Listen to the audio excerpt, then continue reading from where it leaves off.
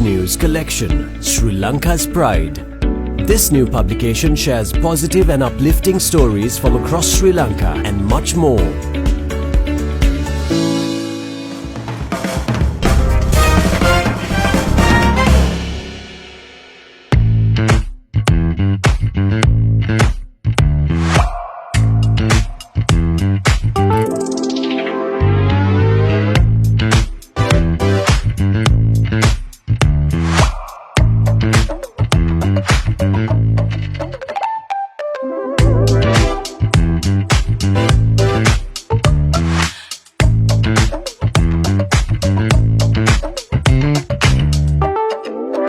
Hi, I'm Piyumini. I'm Nisayuru.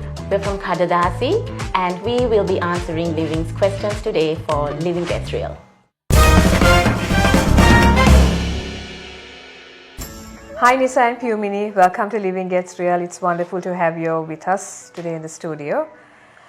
Kadadasi, very unique kind of concept that you all are currently working on, right? And have been working on for the last 20 years.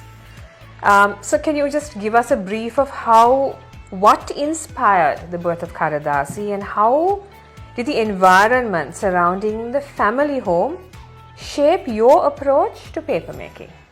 So, Kadadasi was started by my mother 20 years ago. She wanted to do something different and she wanted to do something new. And as well, she wanted to do something with the environment that will help the community. So that's why she started Kadadasi. So in my family, nature and wild plays a big role. So whenever there's a holiday, we used to run to the forest for camping, hiking, and bird watching, and things like that. Always end up in the forest. So I think Kadadasi was inspired and molded by the love that we have for the nature. So Kadadasi is situated in a village called Bollatha in Ganemulla. Next to our ancestral home, and it surrounds with a lot of trees and lush vegetation that was actually grown by my father, and this has created a unique environment surrounding the factory. Yeah, so that unique environment along with everything else that Nisayuru mentioned has truly shaped and molded Kadadasi into what it is today. And at Kadadasi, what we do is we create handmade recycled paper, and it's a social enterprise. And our business process from start to end is 100% eco-friendly, 100% non-toxic. And we produce little to no waste that burdens the environment. So it's a truly unique business ecosystem that we've created. And we are also quite keen to encourage and inspire our consumers and our community to be quite conscious and mindful when making purchasing decisions. Mindful in terms of the social and environmental footprint or the impact a product that they purchase may be leaving behind. And I think at a day and age like today, where we are all just bombarded with numerous options and choices, we feel like it's something we all need to be quite conscious and mindful about. Definitely, most definitely. I mean, that plays a huge role, right? Even for our generations to come, because we have to leave something for them, right? At the end of the day.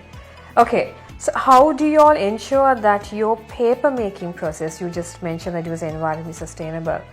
How do you make sure that the process remains that way and maintains that minimal carbon footprint that you just mentioned as well? Yeah, so in terms of raw material that we use, our raw material is predominantly office waste and agricultural waste. So all of which we sort of source and get from the neighboring offices and factories. And like I said, our ingredients are 100% eco-friendly, so we don't use any harmful chemicals or toxins in our production. And even in terms of the energy use, we need like hardly any electricity in our paper making process. And even water, we try as much as possible to reuse and repurpose. And since of late, we've also started rainwater harvesting. So these are all the things that we've tried to do to keep our carbon footprint to a minimum. And even if you look at our factory, you'll see that it's a very simple, a very humble building. Yeah, it's a reused building from it used to be a rice mill, and we have converted into our factory. And most of the material that is used is actually clay. So the carbon footprint that we leave is actually almost non-existent. Okay, that's very interesting. Okay, so on to the next question. How does the concept of perfect imperfection reflect in the paper making process, and why is it such an important part of your philosophy, the philosophy of Kadadasi? When you talk about perfect imperfection, that's something really important to Kadadasi, and that is something we want to stand by. Because nowadays most of the people they want to be perfect and they want to create this perfect product. At Kadadasi we have realized this is not possible, because most of our paper is handmade. So they are rough around the edges, thick in some places, and they're not even white. So they are not perfect. Just like all of us who work at Kadadasi, all of our qualities are in the paper. So we feel sometimes most of our paper, they are unique and they are work of art. So that's why for us they are perfect. I love the concept of rough around the edges, because I think we are all rough around the edges and none of us are perfect. Okay, so we was talking about earlier something before we started the show.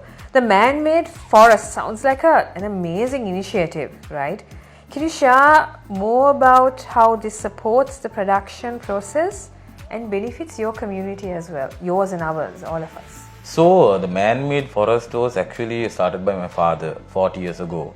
Those days people thought he was crazy, because they couldn't understand why are you just growing these random unwanted trees, because for them it didn't bring you an income. So now after 40 years, with all of these environmental issues, the problems that we are facing, people started understanding the value of all of these things, and they, I think in a way, they started understanding his vision. So, and because of this forest, Kadadasi also benefits a lot, because we find a lot of our natural ingredients through the forest. For an example, like banana fiber, and we work with mana, different types of grass. So we find all of these materials in our forest. And the other thing is, recently we have started this new initiative called Kadadasi and the Backyard Forest. What we want to do is, we want to educate people on permaculture and forestry, how to grow your little patch of forest even at home. So we want to bring this message out to people and educate them, and we want them to understand we are all part of nature. You can't stand outside of it. We want to tell them we are all one of the same. So what your father started 40 years ago is still reaping benefits, yes, right? And it's reaping not just for you all, but for the community at large as well. That's really, really amazing. Okay, so you were talking about the people that also work in a factory, right? The names of the paper honors the women involved in their creation. How does this foster a sense of pride among your team and also with yourselves? Yeah, well, of course, our team, they are the driving force behind Kadadasi. By team, I mean the ladies who make things happen for us in the factory floor. And we have certain team members who's been with us for over a decade. And it's only right for us to empower and give them that sense of ownership and pride in what they do. So yeah, we do have several papers that we've named after our team members. We have Sadika, we have Dhammika, and we have Sewandi. So it's all done to sort of honor their contribution, because it's them who come up with most of these designs. And we are able to do what we do today because of them. So it's our way of honoring them. Right, Nisa and Piyumini, we've come to the end of the segment 1, which is a Q&A for you all. Thank you for being so candid and being so open about your business and your thoughts and everything that was behind the business. So we'll meet you all back on segment 2, where we have a little fun game planned for the two of you all. See you then.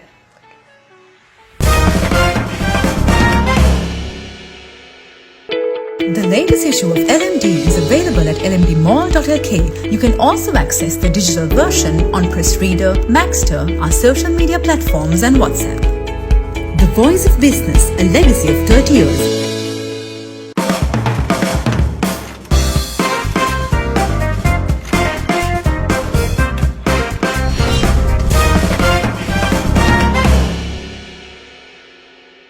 Welcome to segment 2, Piyumini and Nisa. So we have a fun little game which is famous celebrity couples. So I'll show a picture, the picture will come on screen, and then you all have to guess who it is. Okay. First couple. Oh, Yeah. Michelle and Barack Obama. Well done. Okay, right. Couple number 2. Do you want to take that? Blake Lively and Yeah. Ryan Reynolds. Yeah. Very good. Couple number 3. You should be able to. Prince Harry and Meghan. and Harry and Meghan. Yeah, sorry. Watch too much TV. Prince William is the other brother. Yeah. Couple number 4. You can do it. That's Beyonce and Jay-Z. Well done. All right. Next one. Ooh. Chrissy and John Lennon. Very good. Oh, she knows. She's good. Follow Chrissy Teigen on social media. All right. This is a very famous one. Oh, you should know that. I think you should. George Clooney and Amal yeah. Clooney. Yes. Actually, I mean, yeah. a lawyer, right? Next one. Don't do You that. know them. The Beckhams, David and Victoria. Correct. My eyesight is quite bad also. Okay, this one. Okay, you know them. Okay.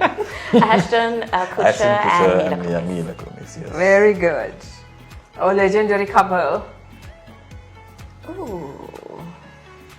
Well, he's an actor, and Yes. I've watched his movies. So is she. Don't think I can. I I know who they are, but names. Okay, so she's Catherine Zeta-Jones Yes. and Michael Douglas. Yes. And the last one, which is half Hollywood, half Bollywood. Oh yeah. Priyanka Chopra and Nick Jonas. All right, well done. Well, I should Thank give you. all the points to Piyumini. Yeah.